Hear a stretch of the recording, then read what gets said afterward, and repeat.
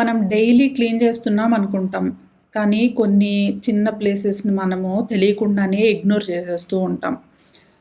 ఆ చిన్న చిన్న ఏరియాస్లో అక్యుములేట్ అయ్యే డస్ట్ మన ఇంట్లో ఓవరాల్ క్లీన్లీనెస్ని ఎఫెక్ట్ చేస్తుంది. ఇప్పుడు నా ఇంట్లో నేను అబ్జర్వ్ చేసిన కొన్ని డర్టీ స్పాట్స్ని మీకు చూపిస్తాను.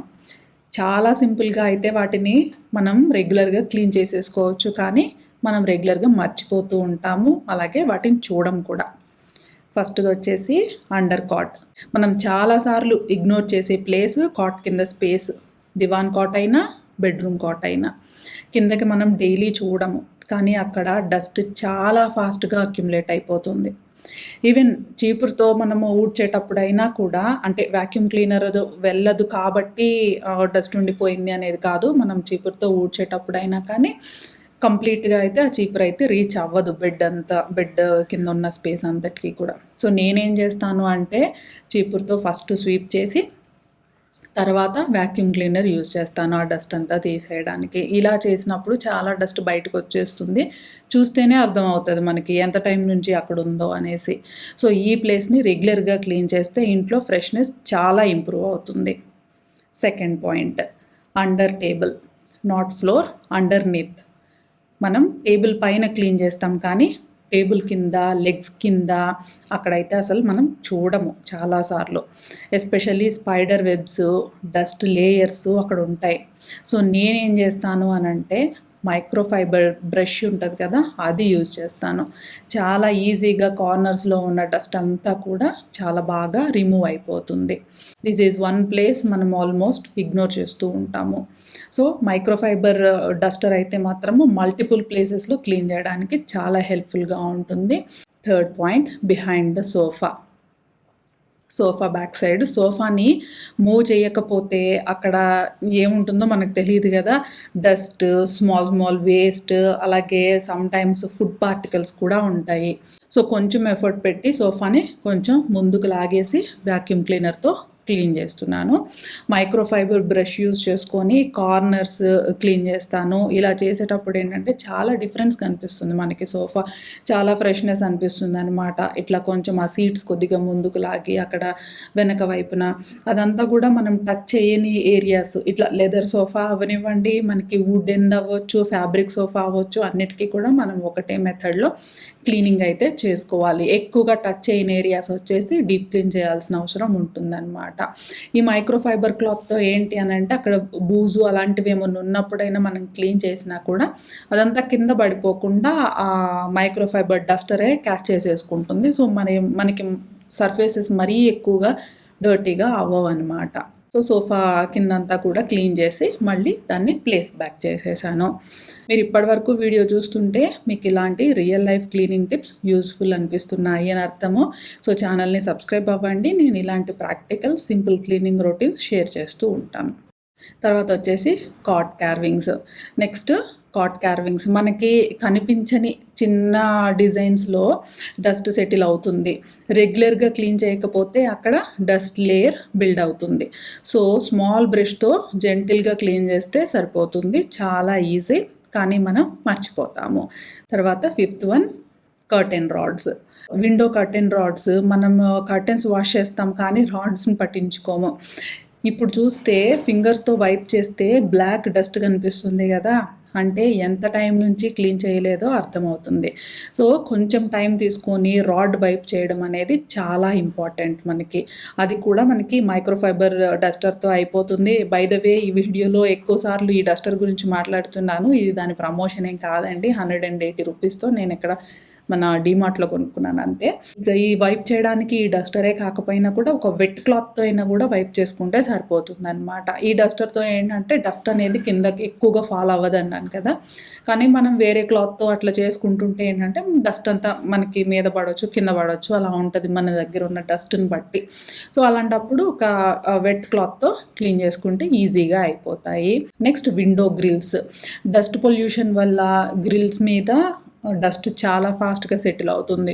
సో నేను సేమ్ మైక్రోఫైబర్ బ్రష్ యూజ్ చేస్తాను, ఈజీగా రీచ్ అవుతుంది, టైం కూడా ఎక్కువ పట్టదు క్లీనింగ్కి. రెగ్యులర్గా క్లీన్ చేస్తే లుక్ కూడా నీట్గా ఉంటుంది. Next TV top and back. మనం స్క్రీన్ మాత్రమే క్లీన్ చేస్తాము. మామూలుగా ఈ కాలిన్ అని ఇలాంటివి స్ప్రే చేసి స్క్రీన్ వరకు క్లీన్ చేస్తాము. కానీ టాప్ అండ్ బ్యాక్ సైడ్‌ని ఇగ్నోర్ చేస్తాము. మాక్సిమం అయితే బ్యాక్ సైడ్ అయితే ఖచ్చితంగా ఇగ్నోర్ చేసేస్తాము. ఇప్పుడు చూస్తే టాప్ మీద డస్ట్ క్లియర్‌గా కనిపిస్తుంది. సో, నేనేం చేస్తాను అనంటే మైక్రోఫైబర్ బ్రష్‌తో క్లీన్ చేస్తాను. బ్యాక్ సైడ్ కూడా క్లీన్ చేస్తే డస్ట్ అక్యుములేషన్ అనేది తగ్గిపోతుంది. అలాగే wall clock hangings same with wall clock and wall hangings మనం డైలీ చూస్తాము కానీ క్లీన్ చేయము, మర్చిపోతాము. సో టాప్లో డస్ట్ సెటిల్ అవుతుంది. సో కొంచెం టైం తీసుకొని వైప్ చేస్తే చాలా డిఫరెన్స్ ఉంటుంది మనకి వాల్ క్లాక్స్ వెనక వైపు పైన అంతా కూడా తుడవడానికి. అలాగే హ్యాంగింగ్స్ అన్నీ కూడా క్లీన్ చేసుకుంటే ఏమన్నా డెకరేషన్ ఆర్టికల్స్ పెట్టుకుంటే అవి కూడా. తర్వాత ఫోటో ఫ్రేమ్స్ మనం లివింగ్ రూమ్లో ఖచ్చితంగా ఏదో ఒక రకంగా ఫోటో ఫ్రేమ్స్ అయితే పెట్టుకుంటూ ఉంటాము. ఫోటో ఫ్రేమ్స్ కూడా అదే విధంగా ఎడ్జెస్లో డస్ట్, బ్యాక్ సైడ్లో కూడా డస్ట్ ఉండిపోతుందన్నమాట. రెగ్యులర్గా క్లీన్ చేయకపోతే డల్గా కనిపిస్తాయి. సో సింపుల్గా వైప్ చేస్తే సరిపోతుంది వీటిని. Next dining table and chairs. ఇక్కడ కూడా ఫ్లోర్ కాదు, underneath. Dining table and chairs మనము పైన క్లీన్ చేస్తాం కానీ కింద చూడము. Spider webs, dust, especially chairs, legs and table under side. So బ్రష్తో క్లీన్ చేస్తే కంప్లీట్గా క్లీన్ అవుతుంది. అలాగే ముందు చెప్పుకున్నట్టుగా బూజు కానీ డస్ట్ కానీ ఫ్లోర్ మీద ఫాల్ అవ్వడం చాలా తక్కువ ఉంటుంది. బ్రషే తీసేసుకుంటుంది. ఆ బ్రష్ క్లీనింగ్ అయితే చాలా ఈజీగా ఉంటుంది.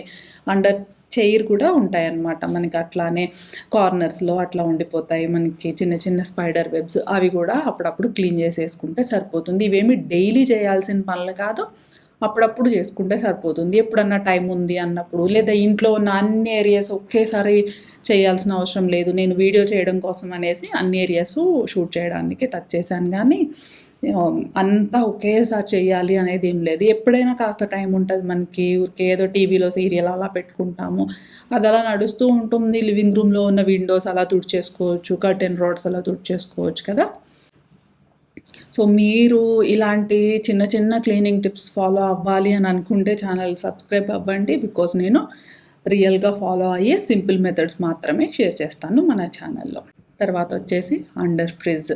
నెక్స్ట్ ఫ్రిడ్జ్ని మూవ్ చేయకపోతే అక్కడ డస్ట్ ఎంత ఉందో మనకి అసలు తెలీదు.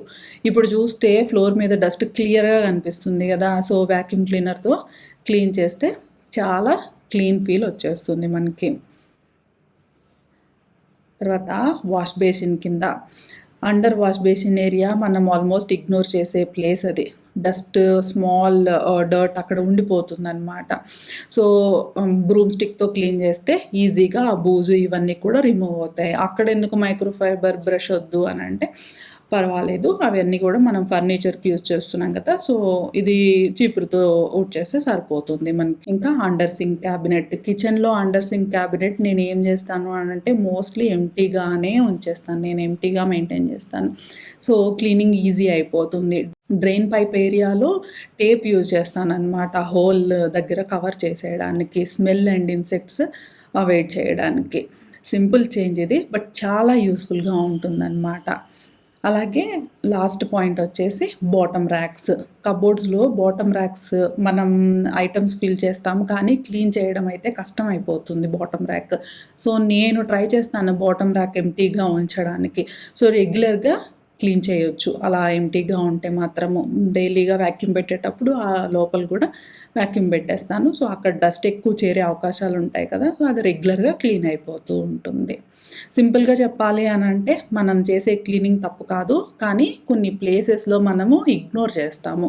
ఆ స్మాల్ ఏరియాస్ క్లీన్ చేస్తే ఇంట్లో ఓవరాల్ క్లీన్లీనెస్ చాలా ఇంప్రూవ్ అవుతుంది. మీరు అన్నీ ఒకేసారిగా చేయాల్సిన అవసరం అయితే లేదు. ఇంతకుముందు చెప్పుకున్నట్టు కొన్నిగా స్టార్ట్ చేయండి. స్లోగా డిఫరెన్స్ మీకు కనిపిస్తుంది. వీడియో మీకు యూస్ఫుల్గా అనిపిస్తే లైక్ చేయండి, మీ ఫ్రెండ్స్ అండ్ ఫ్యామిలీతో షేర్ చేయండి. ఇంకా సబ్స్క్రైబ్ చేయకపోతే ఛానల్కి సబ్స్క్రైబ్ అవ్వండి.